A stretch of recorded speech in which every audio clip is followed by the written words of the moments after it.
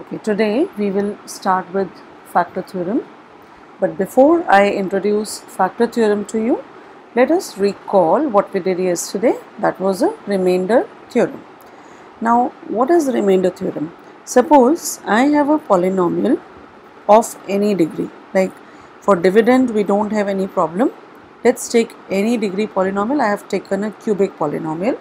Suppose px is this given polynomial and I need to divide it by a linear polynomial of the type say x minus 2. Px is to be divided by x minus 2. Then there are two ways of dividing. There are two ways of finding the remainder. One is by doing the long division, which I explained it to you yesterday. Now when you do the long division by keeping this inside as a dividend, polynomial px is the dividend and x minus 2 is the divisor. I have explained you how to obtain the quotient and the remainder in this case. Okay, but what if you are not interested in the quotient and you want only the remainder? If only remainder is to be found, we can use a much simpler way for finding the remainder instead of doing this long division, and that simple method is using the remainder theorem. Now remainder theorem says that look at the divisor x minus 2. X minus 2, if I put equal to 0, I will get x is equal to 2. Now putting this value of x in the given polynomial px will directly give us the remainder. This is what is remainder theorem. So if I simplify it, I will get 8 minus 12 plus 2 plus 8. So that makes it 8 plus 8, 16 plus 2, 18 minus 12, which gives us 6. It means if you actually divide px by x minus 2, again the remainder will come out to be 6, that I showed to you yesterday with the help of two examples.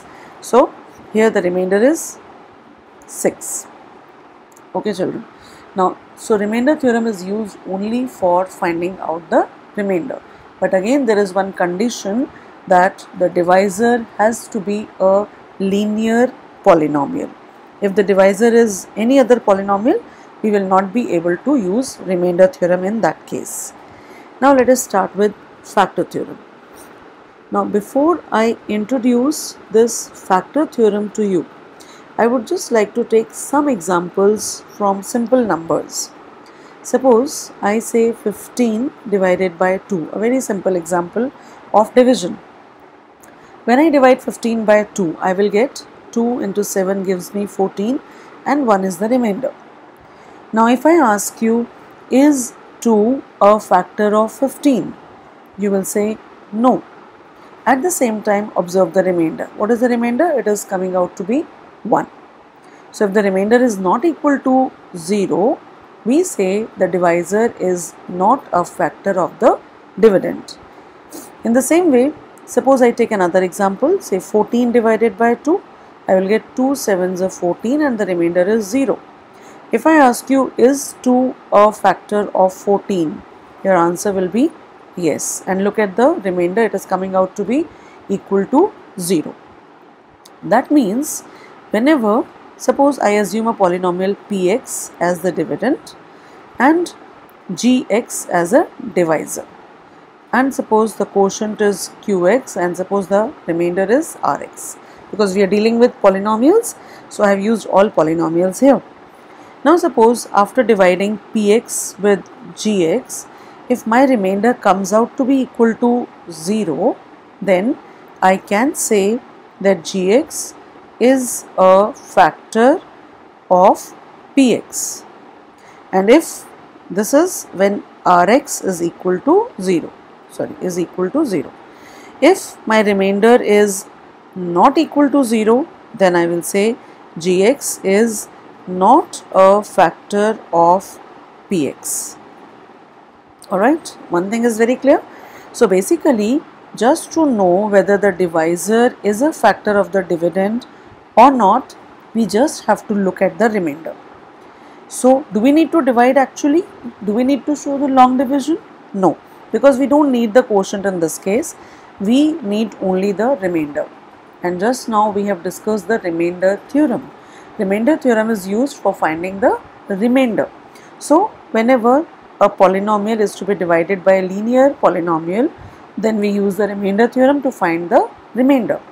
And then we say, if the remainder is 0, we say yes, the divisor is a factor of the dividend. Okay. Now let us start with factor theorem, the actual statement of factor theorem. Factor theorem states that if Px is a polynomial of degree n greater than or equal to 1, means we don't want a constant polynomial here, Px has to be of degree greater than or equal to 1, and a is any real number, then there are two conclusions of factor theorem which states that x minus a is a factor of Px if P of a is equal to 0. Where you know what is Pa representing here? It is representing the remainder. When Px is divided by x minus a, the remainder comes out to be P of a. You all know this by remainder theorem. Okay. Whenever a polynomial Px is divided by a linear polynomial of the type x minus a, then the remainder will be given by putting this value in the given polynomial, that is Pa. Okay, so the first statement is clear that x minus a is a factor of Px if the remainder is 0. So instead of writing the remainder, they have used the word P of a is equal to 0. So don't get confused with this. Pa means the remainder actually.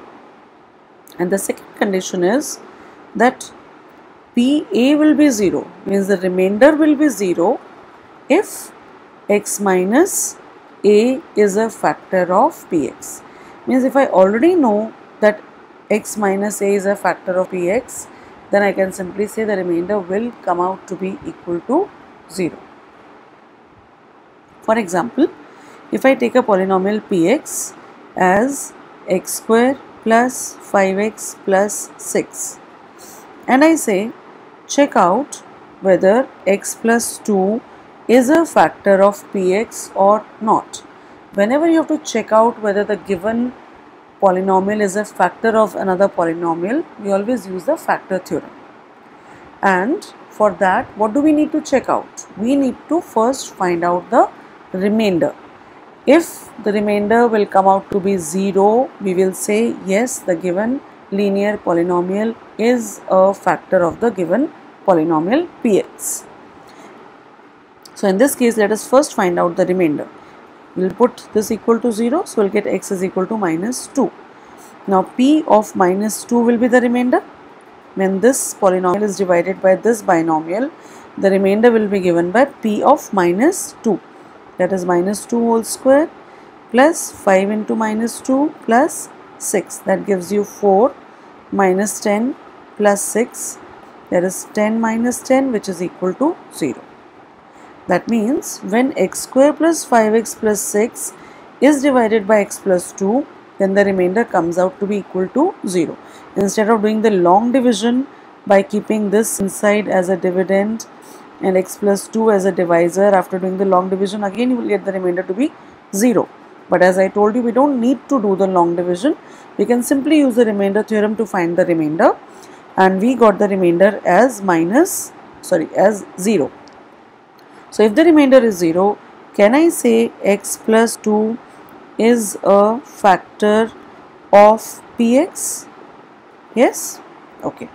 Similarly, now the reverse way. Now suppose in this case I say Px is a polynomial, and when I divide this polynomial by x plus 2, I get the remainder to be 0. I am already telling you this, okay children, that x square plus 5x plus 6 is a polynomial, and when I divide it by x plus 2, I am getting the remainder to be 0.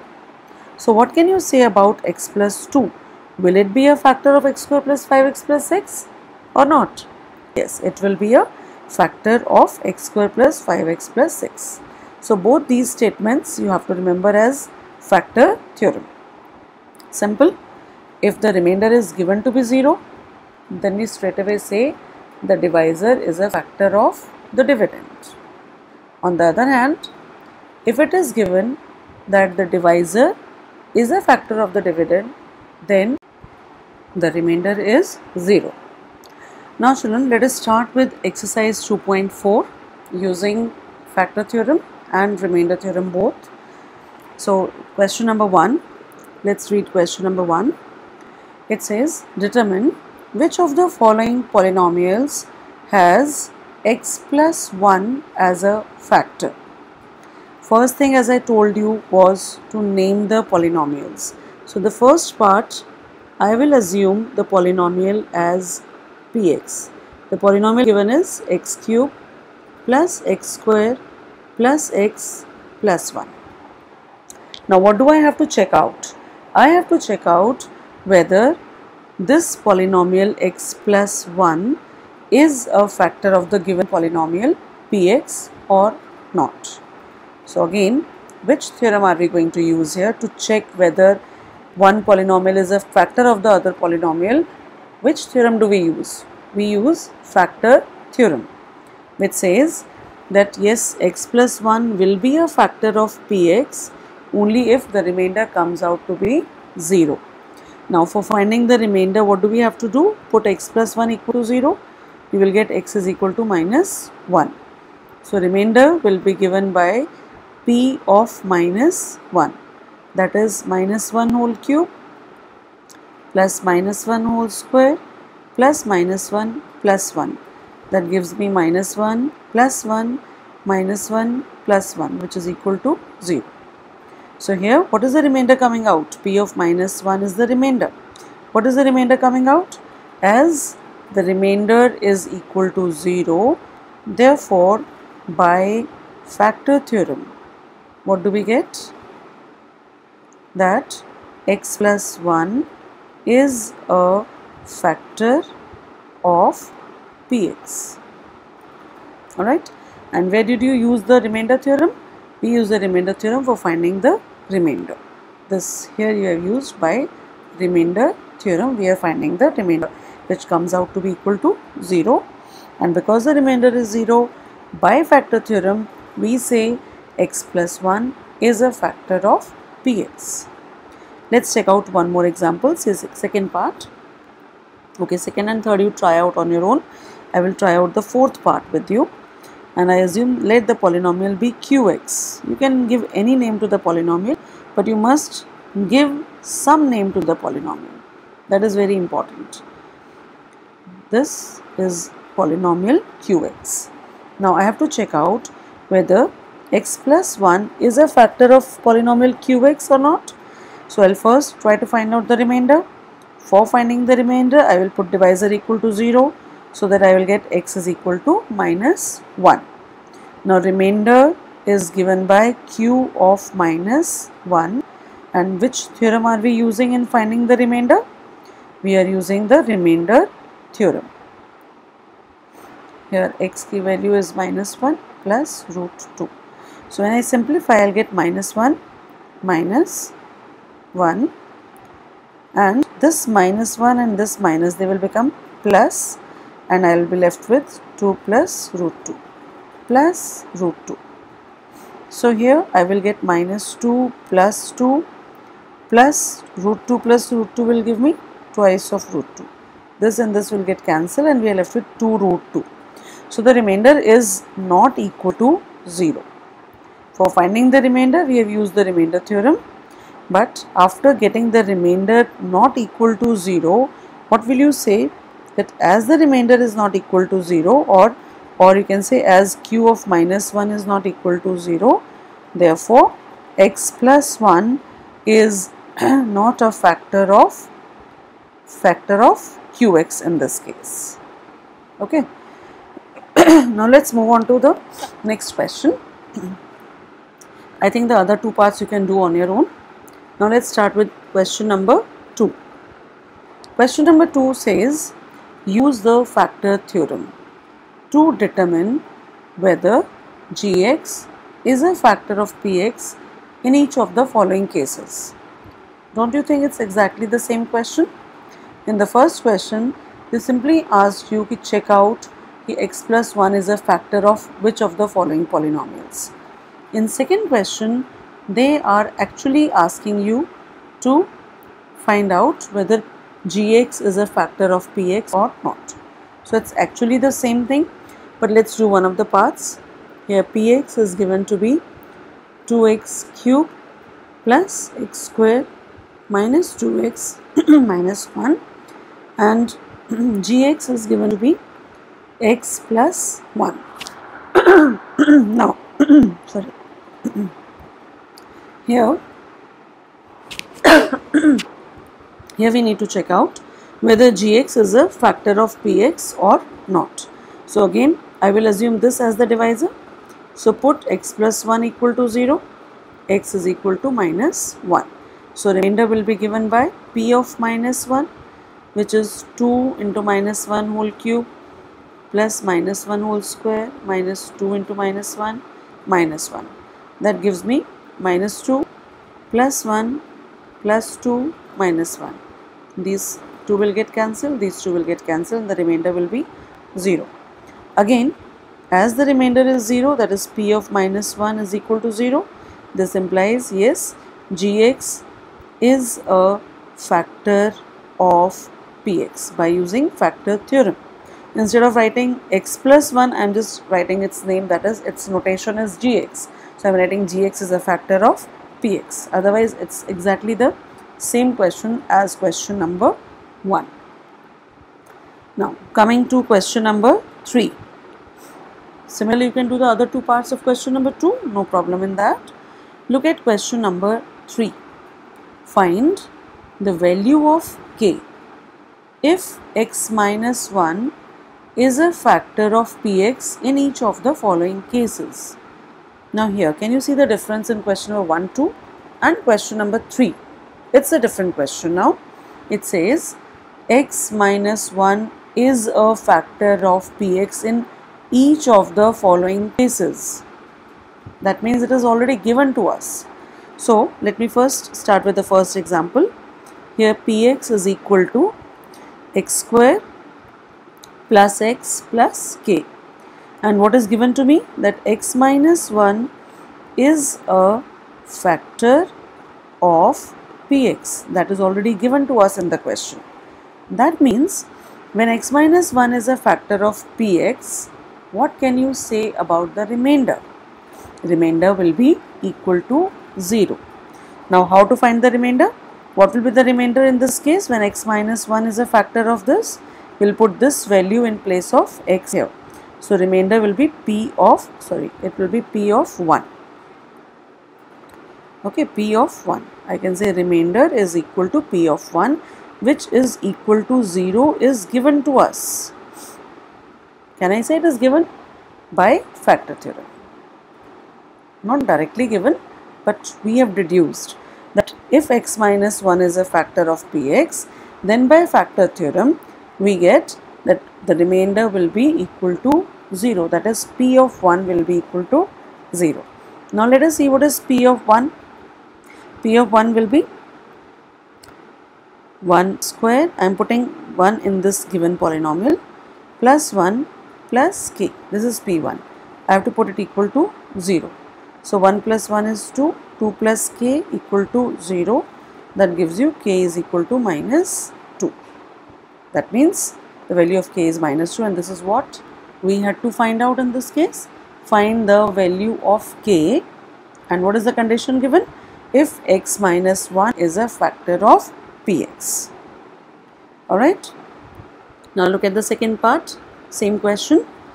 Again, my second polynomial is given to be 2x square plus kx plus root 2. This is given to us. 2x square plus kx plus root 2 is a polynomial given to us. And what else is given? That x minus 1 is a factor of px. So what can I say? I can say the remainder will be equal to 0. First thing comes to your mind like this, that if x minus 1 is, see, if I write px here, and I write x minus 1 here, then, and if I am telling you that x minus 1 is a factor of this, what can you say about the remainder? It will definitely be 0. So I have written remainder is equal to 0. The next question arises, what is the remainder? Remainder is equal to 0, but according to this, what will be the remainder? Using remainder theorem, we get the remainder will be p of 1. And what is p of 1? 2 into 1 square plus k into 1 plus root 2, which is equal to 2 plus k plus root 2, that is p of 1. But as we know, the remainder is equal to 0, that means p1 is equal to 0. And what is p1? 2 plus k plus root 2 is equal to 0. That means k is equal to minus 2 minus root 2. This is the value of k under the given conditions. Now in the same way, you can try out the other two parts of question number 3. Now let's move on to question number 4. Now children, if you remember in class 8th, you have done splitting the middle term, or you can say we have used the identity x square plus a plus bx plus ab is equal to x plus a into x plus b. You remember this identity? Or this we also call it as splitting the middle term. This is the middle term. We have split into two parts, a plus b, and the same two numbers should have the product in the third term. Let's take one example, x square plus 5x plus 6. I am taking a very simple example which you did in class 8th also. Here we want to split the middle term in such a way, like we want to write 5 as the sum of two numbers in such a way that the product of those two numbers should come out to be equal to 6. So let's start with 6. 6, what all factors can we make for 6? 1 into 6, 2 into 3, or 3 into 2 is the same as 2 into 3. So these are the only two options. Now we were interested in finding out two numbers whose product is 6 and the sum is 5. So we have seen these are the only two options for 6 as a product, but 6 plus 1 can never give you 5, whereas 3 plus 2 can give you 5. So what can I do is I can split the middle term 5 as 2 plus 3 into x, plus this can be written as 2 into 3. Like otherwise we have so many options for 5. 5 could be written 1 plus 4, 2 plus 3. Okay, but we have chosen this option because we wanted the product to be 6. So now what is the factorization? If I split the middle term, I can write it as 2x plus 3x plus 6. So group the first two and the last two, you will get x common. From here you can take 3 common, x plus 2. From this term and this term, you can take x plus 2 common, and in the other bracket we are left with x plus 3.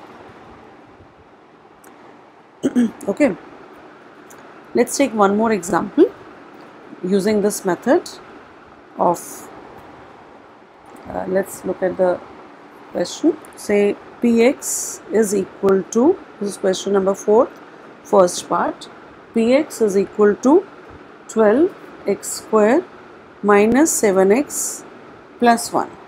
How we are going to split the middle term in this case? Like in the previous case, the question was x square plus 5x plus 6.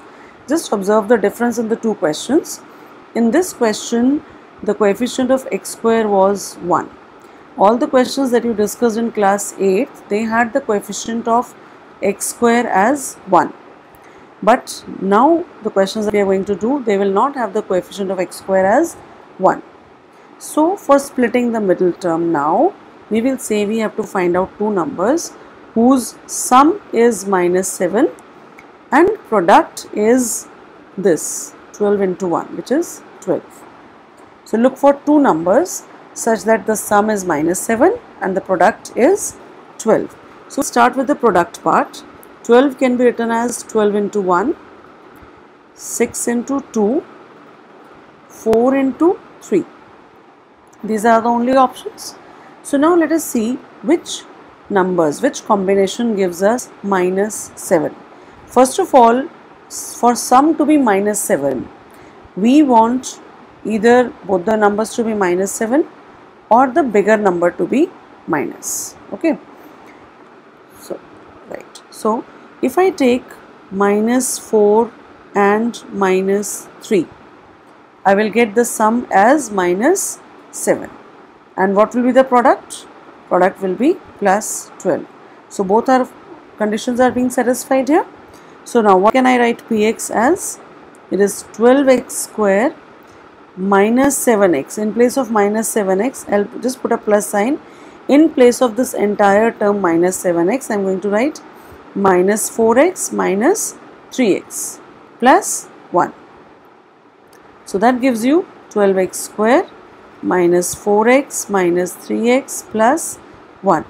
Now pairing and taking common. Take 4x common, I will get 3x here minus 1. From here minus 1 common, I will get 3x minus 1.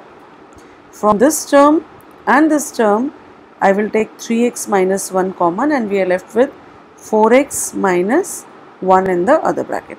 So this is how we factorize the polynomials by splitting the middle term. You can try out the rest of the questions and you can complete till question number 4. Otherwise, we'll take up the doubts in the next class.